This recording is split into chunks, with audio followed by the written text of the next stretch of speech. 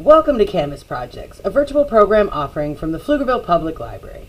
I'm Meg Miller, an Adult Services Librarian, here with another fun project geared to ages 12 and up for you to complete. Those who register through the library calendar can pick up their material supply kits, and for everyone else watching, we hope you give these techniques a try. This month's project is a confetti canvas. Let's start with a look at the supplies being provided. So because our canvas this month is a 12 by 12, I did go with the very large 2.5 gallon Ziploc bags to contain it all. So we have our 12 by 12 square canvas, and I'm sorry I'm a little bit zoomed in so you can't quite tell, it just barely fits in frame. Also inside the kit you are going to have a single hole punch. Maybe you have some other hole punches or different shaped paper punches around that you could use with a project like this. You have a foam brush and a 1 ounce container of Mod Podge in a little snack bag, just so that hopefully we don't have any containers explode and podge go onto your canvas before you are ready to start your project. And then you've got 6 sheets. They are quarter sheets of paper, and honestly this will be more than enough paper to really cover this canvas as you hole punch them.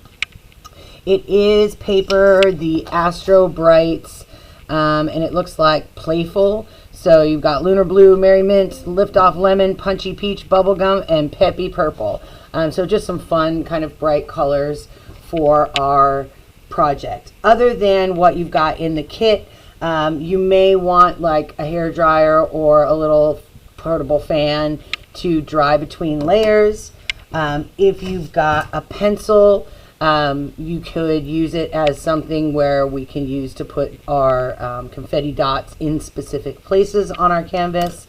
And then also I've gathered up just a few scraps of paper that we had around the lab here, things from previous projects. This is actually a paper marbling. This is kind of a handmade paper, kind of the same with this. Some glitter papers. I do love a sparkle. I believe this actually might have come from a paper scrap pack from Dollar Tree. Another marbled paper. This one we actually purchased. So just some extra sparkly bits, different colorful bits beyond the paper that came in the kit. So really your first step is going to be to get that confetti ready. I have prepped already a little bit of our the papers that were sent in the kit as confetti, so I'm going to punch a couple of my scrap papers.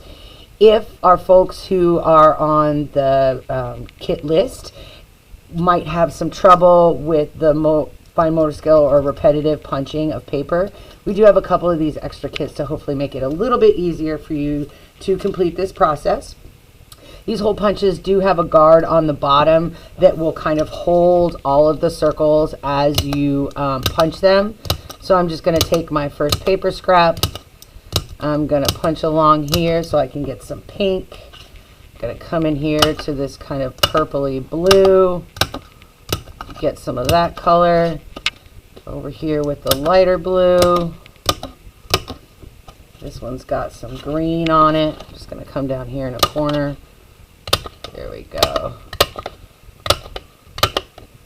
Alright, and then I can, just pulling on the bottom here, let all of those little glittery dots pop out.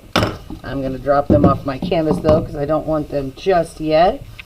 Let's go ahead and do a couple more glittery ones. I got this little green that I found in our box of scrap papers. While yes, keeping extra scraps, especially if they've got kind of a good using area here, can be nice for when you've got projects like this. We totally understand that you might not have the space to keep stuff like that. So that really is one of those things you have to kind of work through and decide what you're going to keep and what you will have to take away to make more room. And papers are going to act a little different. So this paper, not really loving the punch after the glitters. There we go. Now we got some good punch throughs there. Take this other marbled paper as well. Had a little bit of a heavy glom of the inks in this area. So I'm going to try to get to that for my hole punches so I get a lot of good color. And I am actually going to just tear this so I can get even closer. I had a whole spot where didn't even get ink on it at all. There we go. If your paper is double-sided like our colored paper, you aren't really going to have to worry about placement. These papers where it's white on one side and the color is just on one side, those I'm going to be a little bit more kind of considering when I place. Although this one is actually 2 different colors. This is going to be another, these homemade papers are going to be a little bit tougher for our hole punch to really get through. Alright, so you've seen our hole punching. You're going to have a lovely time. It's actually a little bit kind of soothing and cathartic, a little hand workout to just make some paper punches.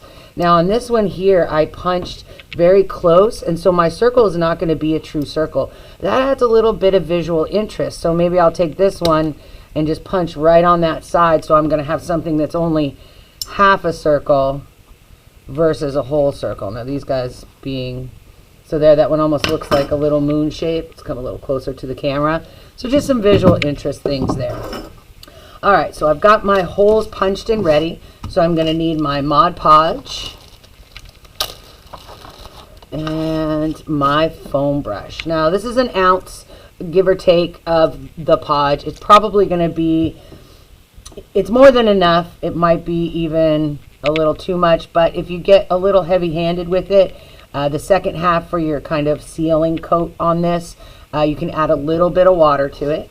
So to start, I'm just going to do a real smooth layer all the way kind of across my canvas so that this gives us that adhesive layer for the bottom for as we put down our confetti.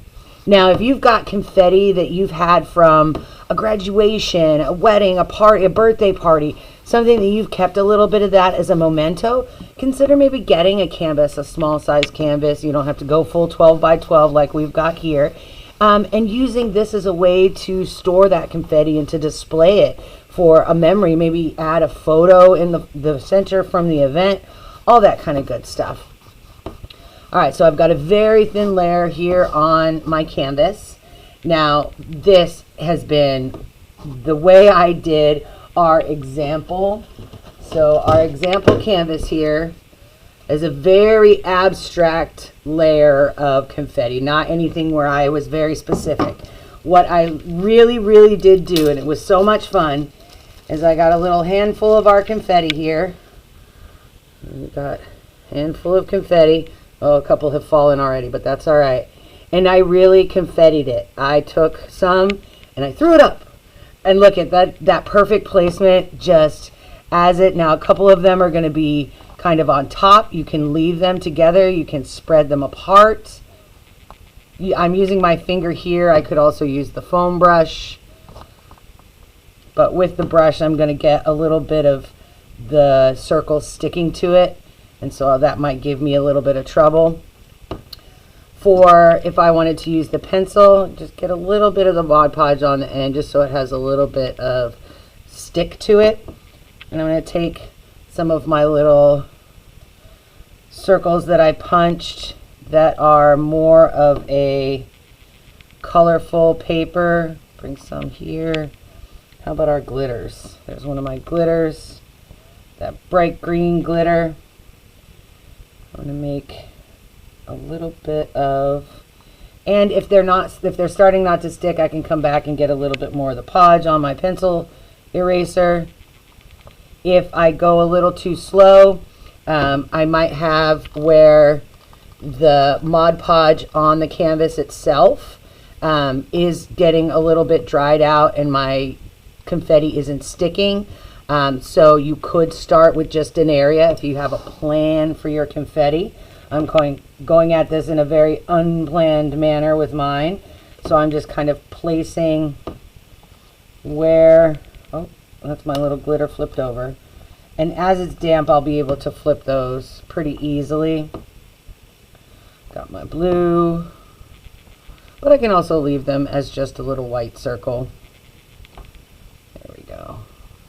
After I've gotten kind of my first layer, and if I have an area that's a little dry, just come in with that podge and dampen it up so that I get good adhesion for my circles. There we go. I like it. I do like it as they kind of gather up, but I'm just going through and kind of spreading a little bit. Ultimately, I do want this base layer of podge to dry up enough that I can come back and do a top coat over my glitter placement. Get some of these away from my little greens. Let's get some more greens. I can just place them with my finger. That works as well. I could do this with a little bit more specificity, almost a rainbow, where I take each of my paper colors and do an area in each different color. So once we get our first layer down and it's dry, so because my layer is not dry, as I go over, my little glitters are starting to, or I'm sorry, my little confettis are coming off. Now I can just kind of do a tap, but really I would want to wait. So wait until that bottom layer has really sealed itself. If you run your hand across, you'll feel that some are lifted, but that's okay. We just want to go ahead and seal it. So I'm just going to come back with my Mod Podge and I'm going to come across.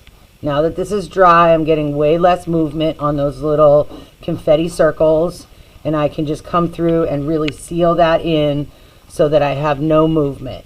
This is such a fun look for this canvas that I could also come back with maybe Dollar Tree sometimes has, or Michael's or a craft store would have a word in a pre-cut wood.